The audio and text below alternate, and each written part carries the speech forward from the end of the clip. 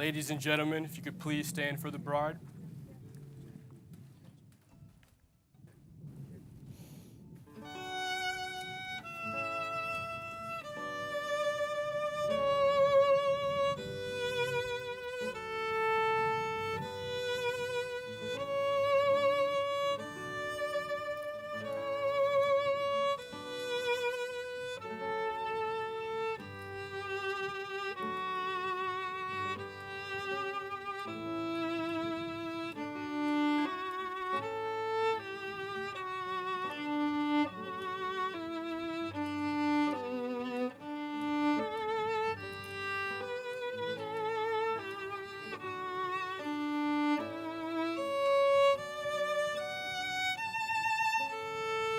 You can all be seated.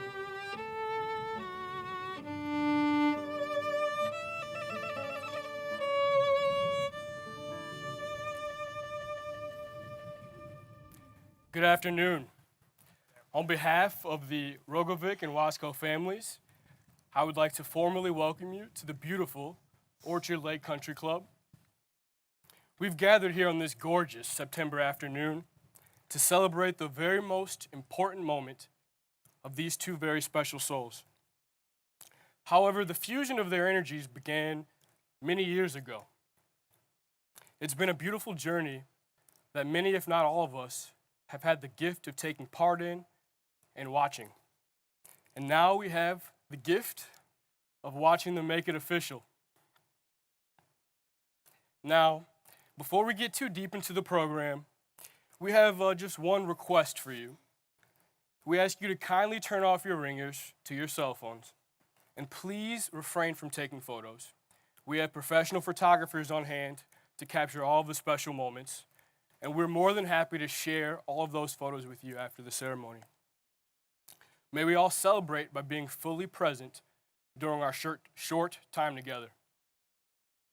Now, to give you a bit of context, my name is Javier, and Nick and I were pledge brothers of Phi Gamma Delta fraternity at the greatest university on the planet. We met during fall of our sophomore year. At that time, Brendan and Nick lived together in Snyder Phillips Hall. And for those of you who didn't attend Michigan State, Snyder Phillips, or SNI-Phi as we called it, was at that time the premier cafeteria on campus. There were 7, 8, 9, some ridiculous number of unique cafe stations there. They were essentially handing out freshman 15s and sophomore 25s left and right. So needless to say, besides the fact that Brendan and Nick were cool guys and we shared some classes, I gravitated toward hanging out with them during that busy semester, and I helped myself to my fair share of sushi extravaganza Saturdays. Some of you guys might remember those. I remember some of those weekends hanging out over at SNI-Phi, and there was this beautiful girl that would come around sometimes. She would drive in from that other school down the road. You know, you might have heard of it, the one in Ann Arbor that changes football coaches every 3 years. And I remember thinking, geez, where did he find her? And as you may know, there are numerous jokes about Michigan and Michigan State. Of course, they like to call us little brother, you know, yada yada, right? Well, one of those jokes that I remember hearing as a naive high schooler was that, you know, maybe the women at University of Michigan weren't as good looking as the ones at Michigan State. And I remember thinking, wow, stereotype or not, Nick sure found a gem. Tanya was amiable and funny, intelligent and witty, laid back and caring. Just to run through a quick list of examples of how awesome of a human being Tanya is. Once we went to a concert down in Ann Arbor, and we carpooled from Tanya's place. And she surprised us with a bunch of special homemade treats. And I remember thinking, holy cow, she's a 5-star baker too? What can't she do? She also fostered pets in college, rescuing sick kittens off the streets, nursing them back to health, and finding homes for them. She started a nonprofit a couple of years back with some friends and collected hundreds of new blankets and delivered them to the homeless of Detroit during some of the coldest winters on record. You guys remember that, what was it, the polar vortex? She's probably tutored enough kids through tough math and science classes to start her own institute. Montessori, watch out. And Nick, what a guy. He's easily one of the very most genuine and kind people I've met in my entire life. He's one of those old-fashioned guys who'd give you the shirt off of his back if you needed it. He's a hard worker, a critical thinker, and you wouldn't guess by just looking at him, but he too is one hell of a cook. How many guys do you know would even attempt to make their girlfriend her favorite carrot cake recipe from scratch? And from what I hear, he nailed it. Oh, yeah. He also had dozens of ingredients shipped in from one of her favorite restaurants and one of the most famous restaurants in Cincinnati so that he could replicate her favorite meal, all by himself. Speaking of Cincinnati, which is my current home as a medical student at the University of Cincinnati, go Bearcats, we tried earlier, I owe Nick and Tanya for showing me all of the best bars and restaurants well before I moved into town. My classmates were all coming to me for advice on where to go for dinner and drinks during the first few months of class, and I became that guy who apparently is not from here, but somehow knows everything about the city. One of the first times that I visited Cincinnati was part of a surprise party conspiracy for Nick's birthday one year. About half a dozen of us were able to make the trip down, many of them standing beside me or back there. And at that time, Nick was working really hard, working a lot of overtime. He was working second shift. And we drove down on a Friday evening, and we were there hiding when he got home from work. It was probably after 2 a.m., and he walked in, and we jumped out and surprised him. And he had no idea. He was so shocked that I'm pretty sure he had to check his pants afterward. And as thrilled as Nick was to have us there for his birthday, I could tell from the smile on Tanya's face that she was 10 times as excited. She just loves him that much. Of course, she had all types of homemade snacks ready for us and a top-notch lineup of Cincinnati's finest establishments for the weekend. Ryan Guy's Brewery and Senate, just to name a couple. I marvel at the depth of their relationship and at the breadth of their interests. I admire their ambition and their lust for life. They're truly a team. Waking up early in the morning, going to the gym together, and then after a long day at work, coming home and cooking phenomenal meals together, and even working on their homework together as they work on earning their MBAs. I like to throw around the idea that one day they're going to open a restaurant together. And I'll tell you what, I'll be first in line for two things. To eat there, of course, but also to invest in it. Please let me know when you start the development process, because I tell you what, I'd volunteer all my free time, day and night, to be a taste tester for y'all. I could go on for hours and hours talking about memories, how much I love these two people, how much they love one another, and how much love they endlessly radiate to everyone around them. Words cannot express how proud I am of the two of you, how proud I am to be your friend, and how immensely honored I am to officiate your wedding today.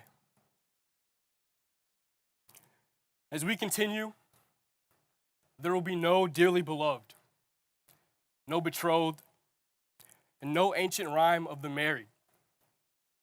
Today, there are no dead languages to solemnize vows that are very much alive and will remain so for a lifetime. Today, promises become permanent, and friends become family. However, this day is not about the words spoken or the rings exchanged, nor is it about grand pronouncements and processional marches. This day, the day of Tanya and Nick's wedding, is about love. This is an opportunity for us to share not only in the joy of Tanya and Nick's love, but also to reaffirm and appreciate the love and the friendship we experience in our own lives. There are many different kinds of love, almost, if not all of which are represented here today. There's romantic love, the love of parents and children, of brothers and sisters, of family, and love among friends. Not only do Tanya and Nick love one another romantically, and they do. You can see it in every look, every touch, every moment they're together. They also love one another as friends. In fact, they're best friends, constantly giggling and taunting and teasing one another, and very plainly and obviously having fun together. That love and enjoyment of each other as best friends will sustain them through this marriage. This new journey will at times be richly rewarding and extremely difficult. But most importantly, it will be a journey that you take together. You are promising in front of all of these people here today that you love, that you want to be with each other and only each other for the rest of your lives. And that you will do everything in your power to honor the promises you are making here today. In addition, the love collectively here today from friends and family will help preserve and support your promises to one another. We all wish that you find together a richness beyond the wealth of money, a depth of love and understanding of one another that will make beautiful everything you do in life, both separately and together. We've come to the point in the ceremony where you're going to say your vows to one another. But before you do, I would like to emphasize that today, your wedding day, is but one brief moment in time. And although your vows will be spoken in a matter of minutes, they are promises that will last a lifetime. I now invite you to recite your vows to one another. I think I've got those. Hopefully that's not mine. Okay. Oops. All right. Big girls don't cry.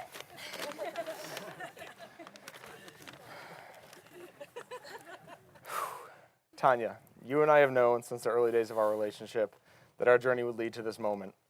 Even knowing it for so long, I still cannot believe that I am lucky enough to marry you today. You know me better than anyone else, and even still, here you are standing with me. Because of you, these past 6 years have been the best of my life. To me, you are perfect in every way, even if you are a Michigan fan. You are hardworking and dedicated, and show me every day what it means to have passion. You are determined and almost as stubborn as I am, which has taught us both how to compromise. You are kind and compassionate, and you aren't afraid to call me out when I am not. You are thoughtful and caring, always putting the needs of myself and others ahead of your own. You are the one person I want to spend every minute of every day with, and the one person I could never imagine my life without. With that, I promise you this. I promise to always put us first. I promise to be your partner in life. No matter what challenges we face, we will face them together. I promise to encourage your dreams and your aspirations. I promise to be patient, no matter how long it takes you to get ready. I promise to try every day to be a better man than I was yesterday.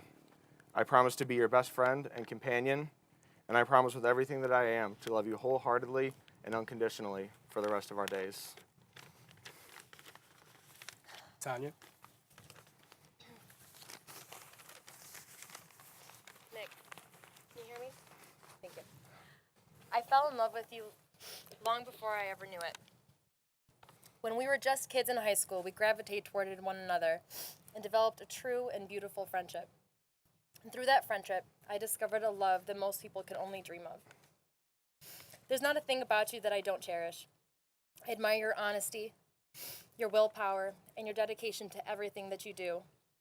You inspire me each morning as you unhesitatingly jump out of bed. And you encourage me to join you by putting together that pre-workout right there on my nightstand. Your sense of humor brings me lightness and joy, and even on my most stressful days. I feel so lucky and honored to be standing here in front of you today. In our marriage, I promise to trust and respect you as your own person, and to realize that your desires and your needs and your interests are in every way just as important as my own. I promise to share with you my time and my attention, and to bring joy and strength and imagination to our relationship. I promise to remember that neither one of us are perfect, but to remind myself of all of the ways that we are perfect for one another. Above all, I promise to love you with every single part of me, and to grow old together as your partner and as your truest, closest friend.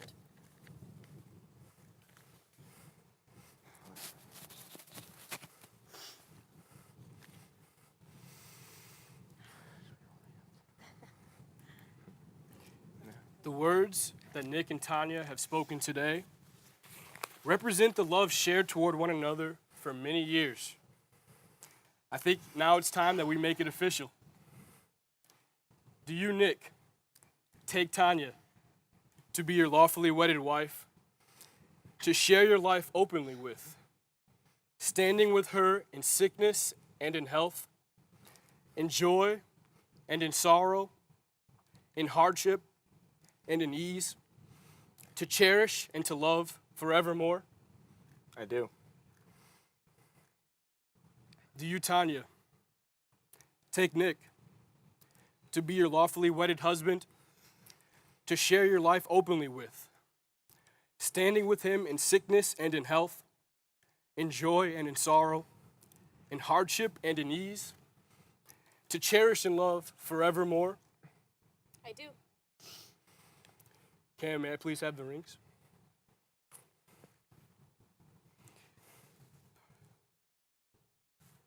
All right. Nick, please repeat after me. I give you this ring I give you this ring as a daily reminder of my love for you. as a daily reminder of my love for you. Repeat after me.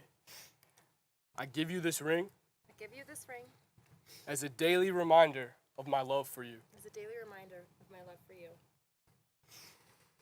By the power of your love and commitment and the power vested in me, I now pronounce you husband and wife. Nick, you may kiss the bride.